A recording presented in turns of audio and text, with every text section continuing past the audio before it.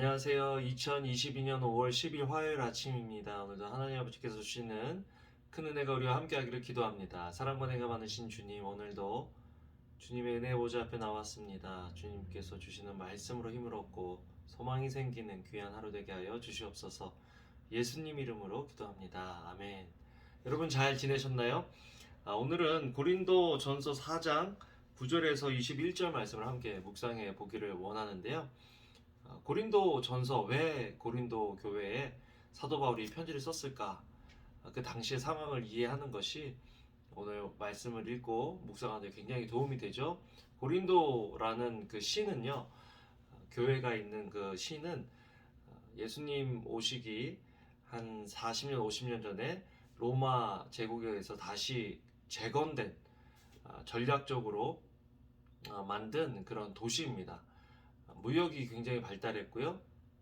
또 수공업이 발달해서 당시에 이곳에 사는 사람들은 굉장한 자긍심과 자부심을 가지고 살았습니다. 지식적으로 굉장히 똑똑하고 유능한 사람들이 도시에 많았기 때문에 여러 가지 계층들이 같이 모여 살고, 또 부자도 있고 가난한 자도 있고, 또 어떻게 보면 LA와 굉장히 닮아 있다라는 그런 생각을 해봤어요. LA도 굉장히 다양한 문화가 있고, 또 굉장히 좋은 회사들도 있고, 또 학식적으로나 문화적으로 앞서 있는 그런 곳이잖아요.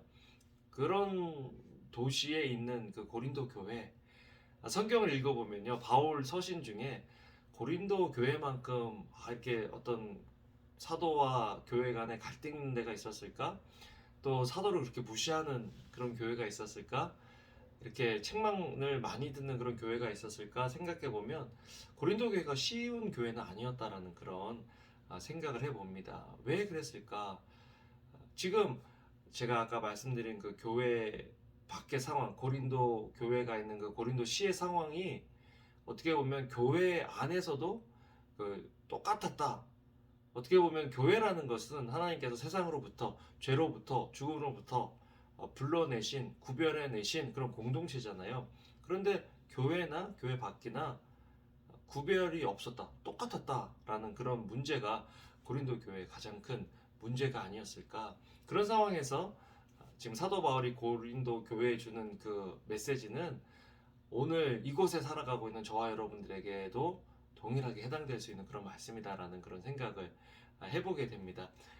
고린도 교회는요, 지금 문제가 여러 가지들이 있는데 뭐냐면, 지금 사도 바울이 너무 부끄러운 거예요. 어떻게 보면 또 별로 대단치 않게 여겨지는 거예요. 당시에 제가 말씀드린 것처럼 고린도 시는 명예의 문화였습니다. 또 쉐임, 부끄러움의 문화였죠. 수치의 문화였죠. 그래서 내가 다른 사람보다 낫다. 그 명예로운 것, 성공하는 것, 여기에 초점이 엄청 맞춰져 있었습니다. 그런 상황에서 자기에게 복음을 전한 사람이, 또 자기에게 침례를 준 사람이 지금 막 감옥에 갇히고 맞고 비난당하고 비판당하고 있는 그런 사람이다라는 것을 인정하기가 싫은 거예요. 그러니까 사도 바울을 무시하고 나는 사도 바울에게서, 나는 아볼로에게서 하는 그런 편이 나누어지게 되는 거죠. 그래서 사도 바울이 이렇게 이야기를 합니다. 우리는 그리스도 때문에 어리석으나 너희는 그리스도 안에서 지혜롭고, 우리는 약하나 너희는 강하고, 너희는 존귀하나 우리는 비천하여, 바로 이 시각까지 우리가 줄이고 목마르며 헐벗고 매맞으며 정처가 없고, 또 수고하여 친히 손으로 일을 하며 모욕을 당한 즉 축복하고, 박해를 받은 즉 참고, 비방을 받은 즉 권면하니 우리가 지금까지 세상의 더러운 것과 만물의 찌꺼기 같이 되었도다. 지금 고린도 교인들이 예수님을 믿었을 때 자기들이 원하는 그런 삶의 모습이 아닌 거예요.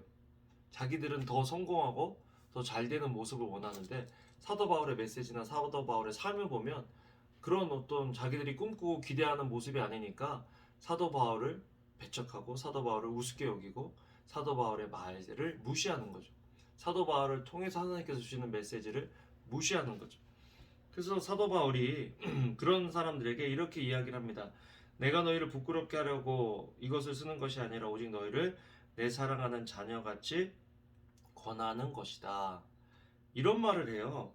그리스도 안에서 1만 스승이 있으되 아버지는 많지 아니하니 그리스도 예수 안에서 내가 복음으로써 너희를 낳았다. 아비가 자녀를 권면하는 것처럼 내가 너희를 권면하니까 너희는 나를 본받아라. 쉬운 말이 아니죠. 성공하는 것보다 더 중요한 것이, 돈을 버는 것보다 더 중요한 것이 신앙을 지키고 믿음을 지킨다. 여러분, 누군가가 정말 진심으로 또 심각하게 여러분들에게 이 말을 해주고 있는 사람이 있다면 그 사람이 여러분들의 영적 아버지, 어머니입니다. 부모죠. 여러분, 영적 부모는요, 좋은 말 듣기를 원하는 말만 해주는 사람이 좋은 부모가 아니라 정말 필요한 말, 원리를 이야기해주고 그 원리를 따라 살아야 된다고, 말씀을 이야기해주고 말씀대로 살아야 한다고 강조하고 또 때로는 책망하고 훈계하는 것이 좋은 부모입니다. 여러분, 저는 여러분들에게 감히 이야기를 합니다.